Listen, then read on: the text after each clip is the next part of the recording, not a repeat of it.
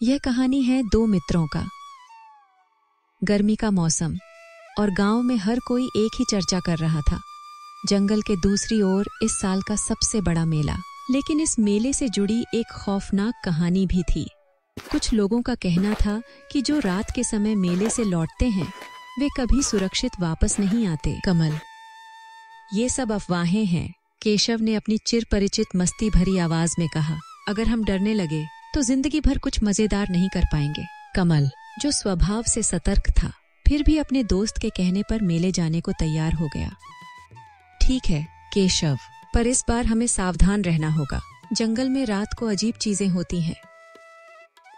जंगल क्या हमें खा जाएगा? केशव हंसते हुए बोला।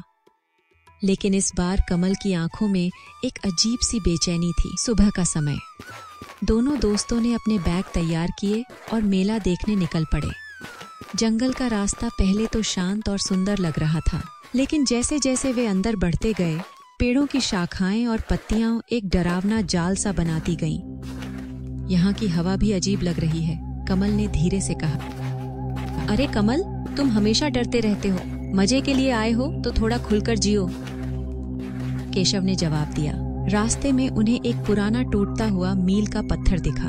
उस पर कुछ लिखा था, रात में मत रुकना, यहाँ डर अपना खेल खेलता है। दोनों ने इसे हल्के में लिया और आगे बढ़ गए। जैसे ही वे जंगल से बाहर निकले, मेले की चहल पहल ने उनका ध्यान खींच लिया। चारों तरफ झूले, रंग बिरंगी रोशनी, मिठाइयों की खुशबू और खिलौनों की दुकानें। देखा, मैंने कहा था कि ये सब अफवाहें हैं, यहाँ तो सब ठीक है, केशव ने गर्व से कहा। दोनों दोस्तों ने झूले झूले, बाजीगर के करतब देखे और खूब मिठाइयाँ खाईं। लेकिन कमल को बार बार ऐसा लग रहा था कि कोई उन्हें देख रहा है। कमल, क्या हुआ? केशव ने पूछा। मुझे नहीं पता, पर मुझे ऐसा लग रहा है जैसे कोई हमारी हर हरकत पर नजर रख रहा है, कमल ने चिंतित होकर कहा। तुम्हारे डर ने तुम्हारा दिमाग खराब कर दिया है। चलो भूतिया घर चलते हैं। भूतिया घर में प्रवेश करते ही माहौल बदल गया।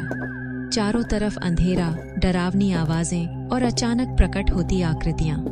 केशव इसे मजाक में ले रहा था, लेकिन कमल का दिल जोर जोर से धड़क रहा था। तभी एक जगह उन्हें एक दरवाजा दिखा, जिस पर लिखा था, सिर्फ हिम्मत वाले ही यहाँ जाएं। चल अंदर चलते हैं, केशव ने उत्सुकता से कहा। यह ठीक नहीं लग रहा, कमल ने पीछे हटते हुए कहा। लेकिन केशव ने उसकी बात नहीं मानी और दरवाजा खोल दिया। दरवाजे के उस पार अजीब सा कोहरा था और एक भारी आवाज गूंजी, जो यहाँ आएगा वह वापस नहीं जाएगा। कमल ने केशव को रोकने की कोशिश की, लेकिन वह अंदर चला गया। मेला खत्म होने के बाद दोनों दोस्त जंगल के रास्ते लौटने लगे। रास्ता पहले से भी ज्यादा अंधेरा और डरावना था। पेड़ों की सरसराहट अब किसी की फुसफुसाहट जैसी लग रही थी। तभी झाड़ियों में कुछ हिला। ये क्या था? केशव की आवाज कांप रही थी। मैंने कहा था हमें जल्दी निकलना चाहिए था, कमल ने कहा। झाड़ियों से एक भयंकर आवाज गूंजी। एक बड़ी काली आकृति उनकी ओर बढ़ने लगी। यह एक भालू था, लेकिन ये कोई साधारण भालू नहीं था। उसकी आंखें लाल थीं और उसके शरीर से अजीब सी रोशनी निकल रही थी। भागो, कमल ने चिल्लाया। दोनों अलग अलग दिशाओं में भागने लगे। कमल पास के एक पेड़ पर चढ़ गया, लेकिन केशव का रास्ता बंद हो गया। कमल, मैं फंस गया हूँ, केशव चिल्लाया। भालू धीरे धीरे केशव की ओर बढ़ रहा था। कमल पेड़ से चिल्लाया, जमीन पर लेट जाओ और सांस रोक लो, शायद वह तुम्हें मरा हुआ समझकर छोड़ दे। केशव ने वैसा ही किया।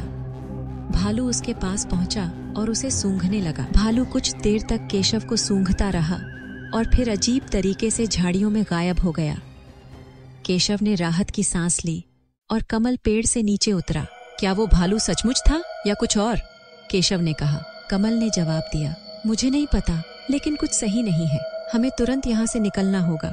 दोनों दोस्त तेजी से गांव की ओर भागे। गांव पहुंचने के बाद उन्होंने देखा कि मेले से लौटने वाले कुछ और लोग लापता हो चुके थे, और तब उन्हें याद आया भूतिया घर का वो दरवाजा। कमल, क्या हमें सच में उस दरवाजे के अंदर नहीं जाना चाहिए था? केशव ने कहा। पता नहीं, लेकिन ऐसा लग रहा है कि वह सिर्फ एक दरवाजा नहीं था। कुछ कहानियां हमेशा रहस्य बनी रहती हैं और कमल और केशव ने तय किया कि वे दोबारा कभी जंगल के उस रास्ते पर नहीं जाएंगे।